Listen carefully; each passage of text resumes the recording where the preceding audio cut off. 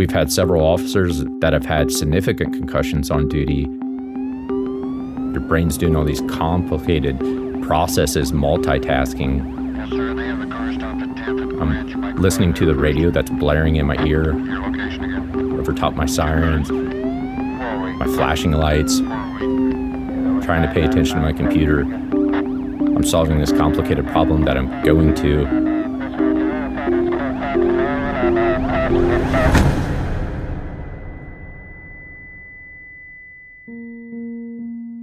This is Sheriff's Deputy Josh Walters describing what it's like to work a shift as a police officer after you've just experienced some sort of head injury that resulted in a concussion.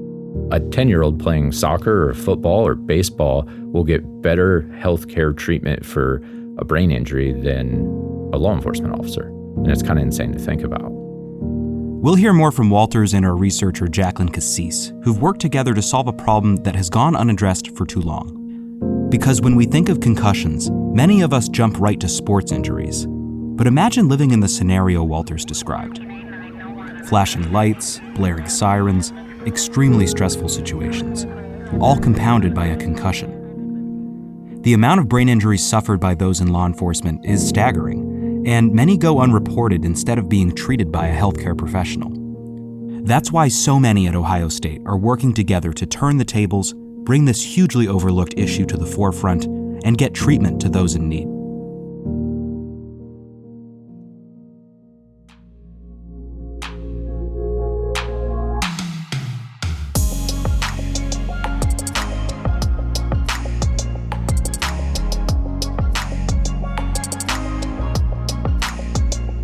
I'm Jacob Carrozza, and you're listening to Now at Ohio State.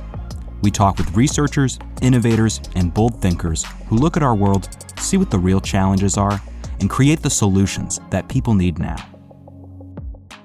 Ohio State is home to the Chronic Brain Injury Program. This program is at the forefront of prevention, detection, and treatment of brain injuries, including concussions. And Jacqueline Cassis is an investigator in this program. Along with being an assistant professor in the School of Health and Rehabilitation Sciences, she's working with the Franklin County Sheriff's Office to address brain injuries in law enforcement officers in Ohio. She sits down with our Ross Bischoff to discuss the science of concussions, how she got involved working with law enforcement, and what they're learning and solving together. All right, Jacqueline, thank you so much for joining us today. Thanks for having me.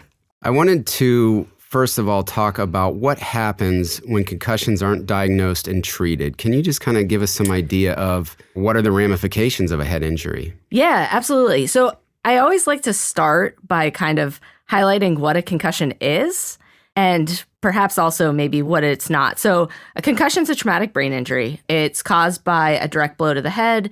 You could also have an impact somewhere else on the body that kind of results in an impulsive force to the head. So if you think about an automobile accident, for example, concussions can manifest with a variety of different signs and symptoms. And not everyone experiences a concussion the same way. So the symptoms that you have might be different than the symptoms that I have. I think for a long time, people associated concussions with loss of consciousness, but not all concussions result in loss of consciousness. In fact, only a pretty small percentage do.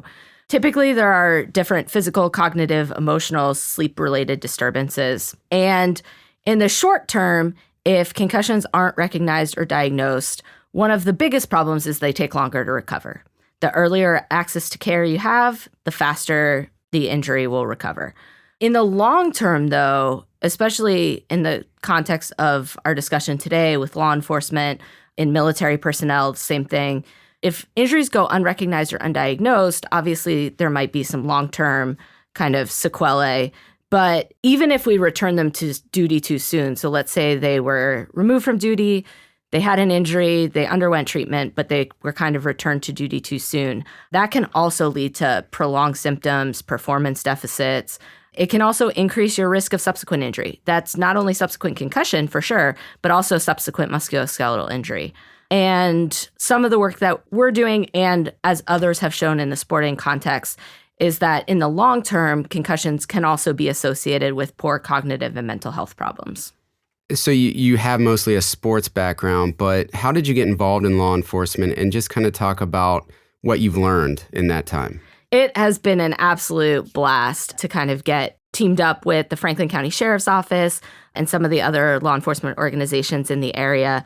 Funny enough, I really never even thought about concussions in law enforcement officers, or really much about law enforcement in general. I think that's one of the great things about Ohio State and interdisciplinary collaborations. There are people doing all kinds of stuff. And so one of my close collaborators, Jimmy Onati, has been working in law enforcement for probably 10 to 15 years now, mostly on the performance enhancement and injury prevention side of things, right?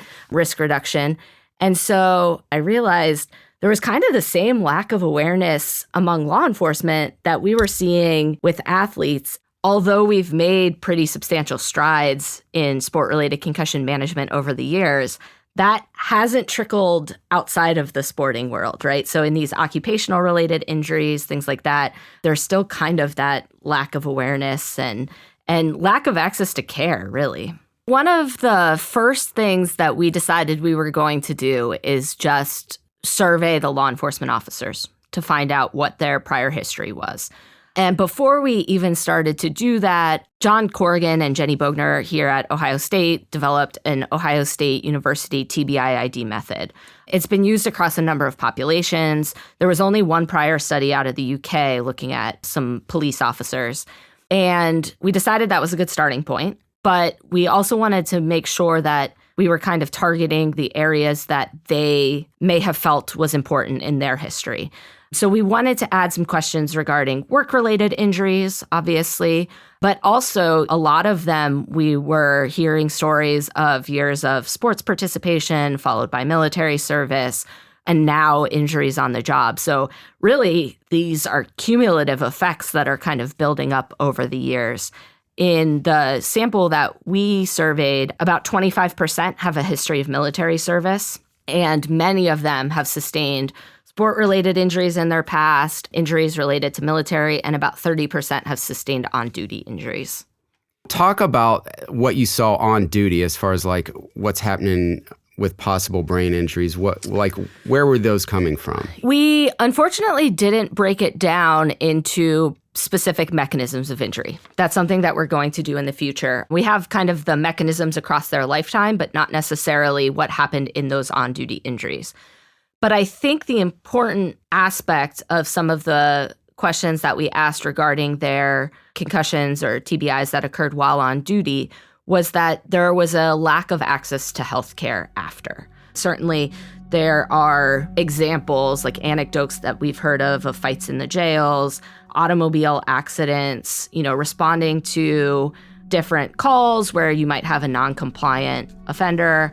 There's also a group very similar to the military who use things like flashbangs, like small explosives when they need to. And so there's potential blast exposures as well. But in all of these cases, regardless of the mechanism of injury, we do know one thing, which is that we need to get better, faster access to care. And right now, there's no on-site care. We're actually in the process of having, as part of one of our Bureau of Workers' Comp grants, we're going to be able to fund athletic trainers to be on site a couple days a week at the Franklin County Sheriff's Office. So hopefully they can get faster access to care that way. Again, not only for concussions or TBIs, but really all injuries. The other thing, too, is just creating the pipeline so that they know who to go to. We did an education session with them during their annual in-service. We provided them documentation regarding what a brain injury is and kind of best practices for recovery following brain injury. And what is the difference between getting adequate care for a head injury versus not? It puts you at risk for a lot of things. But in this context, too, so much of their job can provoke your typical concussion symptoms. So if you think about somebody with a concussion, two common symptoms are sensitivity to light or noise. Now you have a patrol officer who's driving at night with lights and sirens on, right? That's going to make their symptoms worse, their job more complicated to do, and may also prolong their recovery as part of that.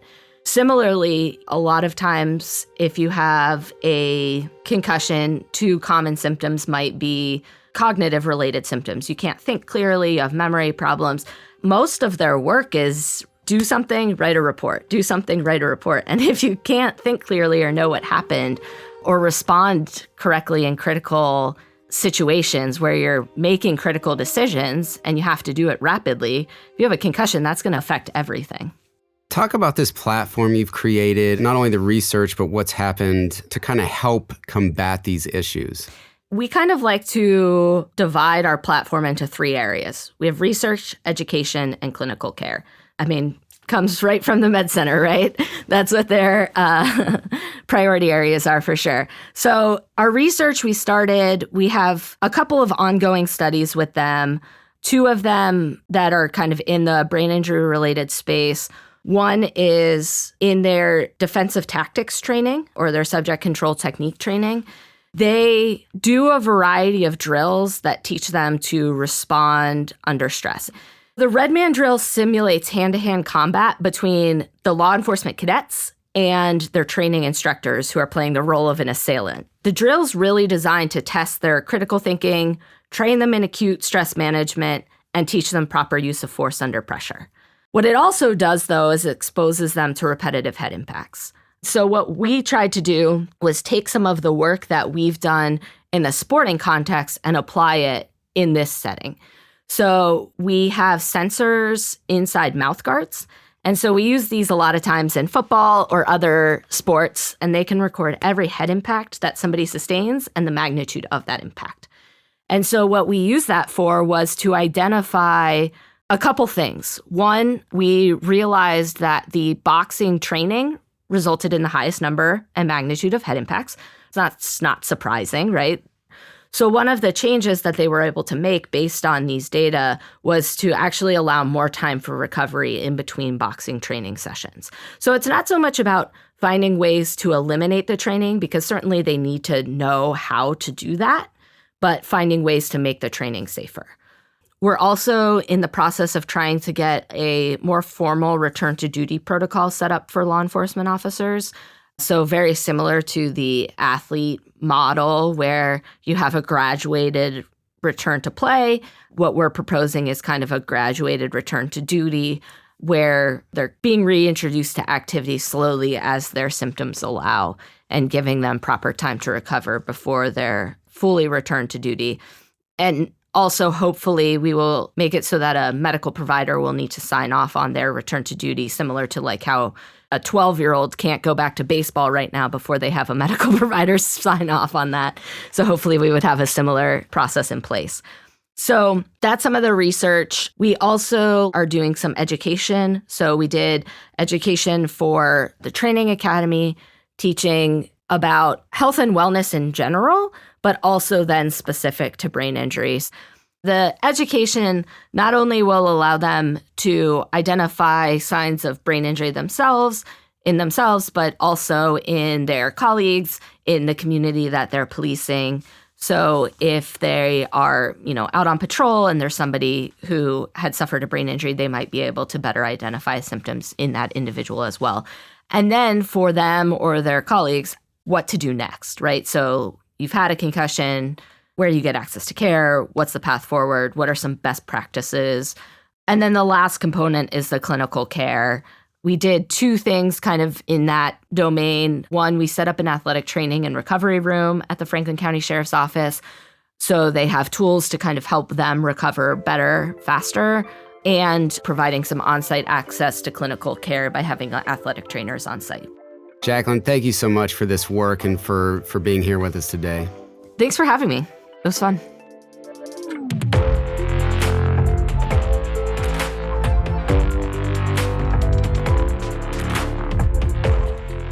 Remember Deputy Josh Walters, who opened this episode for us? He's working with Cassis to find solutions to this problem. Together, they're examining the prevalence of head injuries among those in law enforcement and how those injuries correlate to future mental health challenges like depression, anxiety, and PTSD. They're teaming up to better understand the science behind brain injuries and what they can cause both in the long term and in the short term. Walters takes the time to talk with R. Ross Bischoff about brain injuries on the job, how it affects police performance, and why there's stigma around concussions in law enforcement. And just as a warning, Walters discusses some rather intense scenarios, so listener discretion is advised. Josh, thank you so much for doing this today. Yeah, my pleasure. Tell me about head injuries or concussions in law enforcement. Do you see a lot of them? Have you seen a lot of them? Have you heard about a lot of these happening? Yes. Over time, I would say that we probably knew about them, but nobody really addressed them because it wasn't a commonplace injury. My generation is the generation of football. As long as you can pick one of the three people that's floating in front of you, and as long as the ringing in your ears isn't so loud that you can still hear the play, you went back in. So my generation of law enforcement, we didn't grow up in the peewees now where coaches get educated on concussions and some of the effects. It was, you just kept doing your job, which a lot of times in our circumstances, we don't have the opportunity to look and address something. I'm not on a playing field where somebody calls a timeout or throws a red card and says, let's take a quick second to look at this. It's, no, I gotta finish the task or the job that I'm at. And then you assess it later and you look back at it. It boils a lot of ways for us, a lot of different ways that we get concussions. Nobody's checking us. Like, they look to see if we have holes in us. Do I have a gunshot wound? Do I have a bone sticking out of my skin?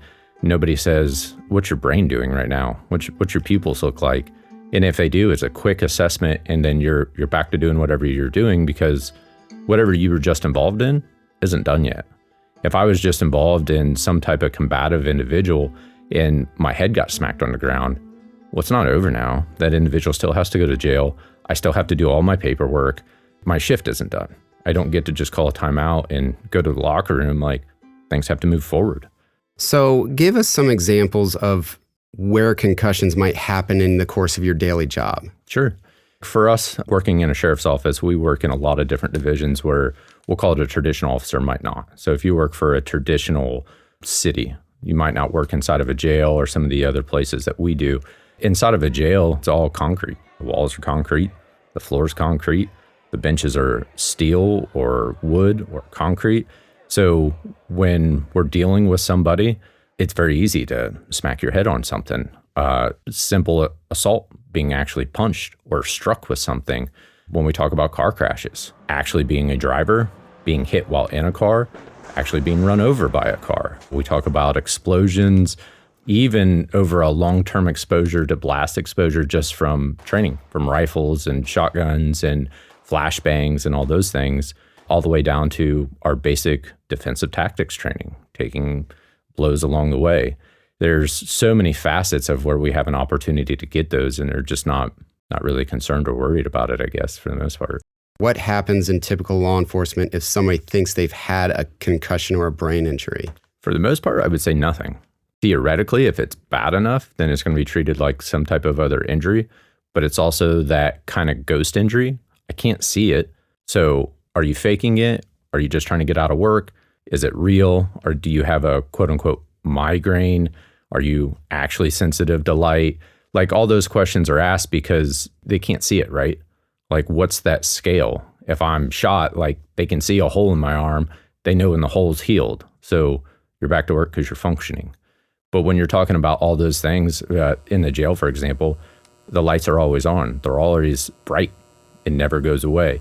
Same thing when you're driving a cruiser, especially at night. You throw some weather conditions in with that. They're super bright. They're super flashing. It's all bad for concussion migraine stuff. Now you're driving really fast. Your brain's doing all these complicated processes, multitasking. I'm listening to the radio that's blaring in my ear over top my sirens, my flashing lights, trying to pay attention to my computer. I'm solving this complicated problem that I'm going to. Then I get out of the cruiser. And now it just went up a notch because now I'm problem solving on a whole different level of what's the issue. So I'm playing lawyer, I'm playing doctor, I'm playing MMA specialist, all these other job tasks that are coming at me. And that's where I'm at with it. You know, I'll be honest, if I get a concussion, my next day I'm probably sitting at my desk. Maybe I'm not, your job is a completely different thing. What happens if you may have had a concussion? What are the possible ramifications to yourself, to your partner, even to other people, and especially in the public? When we're talking about like good concussions, like we have memory problems, right? Recall problems, all those. So like I was saying, when my job's not done, I have to go back and write this report. I'm writing this report from my view, right? What I recall, what I remember. Well, if I have gaps in my memory from the concussion, then maybe my report isn't that right. It's a difference between going to prison or not, getting in trouble at work, getting written up, all these extra things when nobody said, let's give them a break. Let's let them sleep for a little bit. Let's let their memory kind of come back some. Let's slowly walk this back, then write the report. Now, my report's got to be written out and I got to get it submitted. So in the big scheme of things, it could cause a lot of issues because that lawyer is going to say, well, you're lying. That's not what happened. But in my brain, because it's had this trauma, it's not recovered yet. So my brain hasn't filled in those gaps. You need those 2 to 3 sleep cycles, even dealing with a traditional traumatic event, to get your brain to recall all of that. We've had plenty of officers that their career has been finished from a concussion because they can't get back to work because that initial recovery process was never given to them. They hit their head or they're in a crash or whatever, and their brain just isn't coming back, so they don't get that time to recover the right way. So now they have these long-term effects. They have these migraines. They have these hard cognitive function moments. So it can be fairly dire. Have you had a concussion? Yeah, over my lifetime, I've had several. As a young man, I will say in football, I would say one of my worst ones was normal Friday night football game. I get one, don't think nothing of it, kind of have your sideline doctor, doesn't really check you, kind of check you. I had my ACTs the next day, and when I sat down to write my name, I forgot how to write my name. I couldn't remember how to spell my name. So that's kind of like one of those moments where you're like, my head does hurt a little bit. Maybe I had a little more of a concussion than I thought about. But back then, that wasn't really a conversation. When you started working with Jacqueline and in the years since, what have you guys done to improve the effort to help police officers and law enforcement with head injuries? Part of what we were able to do is survey our people, something that's never been done before. Our people that going into law enforcement typically come from a background of combat sports. They come from the military. They come from all this alpha personality that has had injuries in their past. Even soccer has a high concussion rate, right? So we pull these people from athletic worlds, from military and all that, and they bring some of that concussion stuff already. So we were able to survey that, and through our surveys, we've seen that like 3/4 of our people have had concussion history that they're bringing to the table or have experienced on duty already. Have officers been receptive to this work? Has there been any stigma like, hey, I don't need this, I'm a tough guy, whatever that may be? Have they bought into this? I would say yes, for the most part. I think there's a little bit of a generation that's still where they brought up that concussions weren't really a thing. Our younger generation jumps in it pretty quick. The biggest reason that most law enforcement don't report injuries is because of the fear of losing their job. Somebody says that you're not capable of doing your job. And that goes along the way with many things. That's why we see our suicide rate so high, our divorce rate so high, all these other issues that get boiled in is because of the fear of losing my ability to work, my ability to provide for my family, because somebody says, well, you're having an emotional issue. You're not fit for duty right now, when it's not the truth. It's frightening, but it's real, right? But we've seen with football, the long-term effects are maybe worse than losing your job. And you're very well versed on this. Talk about the long-term effects if you don't get these things fixed and diagnosed and back out in the right way, I guess. Some of the most terrifying is when we look at dementia and Alzheimer's. I think there's definitely some association there with brain trauma, right? When we look at our trauma as law enforcement, the average citizen will have 1 to 3 traumatic events in their entire life. We can have 4 or 5 per shift. So when you're taking these traumatic incidents through exposure of these events that are abnormal from the normal human experience, me showing up to a crash with somebody missing their head is not normal, right? When I show up to people that have gunshots in them, it's not normal. That's not what normal people experience. When I show up to suicides with people hanging from ceiling fans, it's not normal. When you couple those onto having a concussion, it traumatizes the brain on several levels, right? You have a physical component when your brain's smacking into your skull. You have this deeper component when you have these other traumatic incidents that you're dealing with.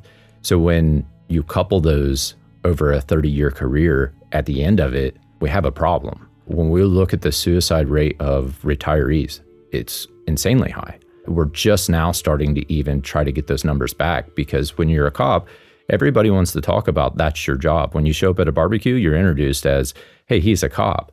But when you retire, suddenly nobody wants to identify you as a cop anymore. So we lose a lot of those statistics. When we look at our kids as law enforcement, 27% compared to a normal kid have psychiatric issues, learning disabilities, because we're never really outfitted with the right tools to deal with this. And this is part of like what I've tried to do and some of my colleagues in creating a peer assistance team is giving people tools. When you sign up for the job, they just give you the G.I. Joe pamphlet and say, this looks awesome. This is your chance to help people. And that's what we're guided to that. That's what we want to do. We want to help people, but nobody tells us how to help ourselves. And unfortunately, ourselves and our families and our friends kind of pay that price because we don't know how to care for ourselves in that aspect. And what would you say to officers maybe you've never met or just who are listening? What advice would you give them if they think they have a head injury or it happens in the course of their duties? What would you say to them? I think, first of all, get checked. Say something to the medic. Say something to the doctor. Go do that. It's taxing sometimes when you get injured on duty, and it's, like I said, it's small. If I pull my calf, I may get a little bit of a hard time of going and getting checked out about it. But that I pull my calf now, and then 3 days later, I realize that I ripped a tendon. And now it's a real issue, right? I can't walk right. I can't run. Big problems. Well, concussion's kind of the same way. If I get that up front, now I know what I'm dealing with. I don't think there's anything wrong with doing that. You find out yes or no, or you find out maybe it's not severe, or maybe it is severe. So first of all is get checked. Look for some resources. There's a lot of places around here. Obviously, OSU has a great concussion clinic. A 10-year-old athlete has more access to treatment and protocol than we do, which is insane. A 10-year-old playing soccer or football or baseball will get better healthcare treatment for a brain injury than a law enforcement officer. And it's kind of insane to think about. Josh, thank you so much for all your incredible work and for joining us today. This has been fascinating. Thanks for having me. It's been a great opportunity.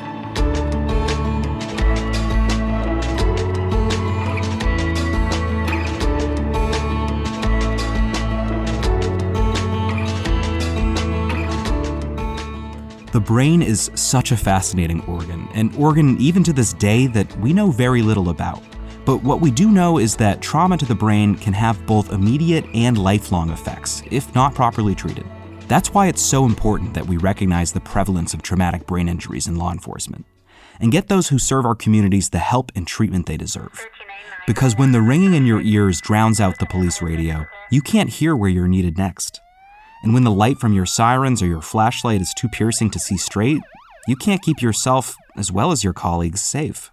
And when your brain is so confused you can't remember how to write your name, let alone incredibly important details of a case, proper justice can't be served.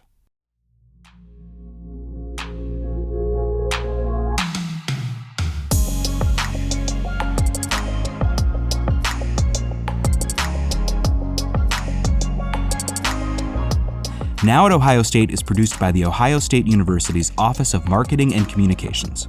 For more information, visit us at go.osu.edu/now. I'm your host, Jacob Carosa. Thanks for listening.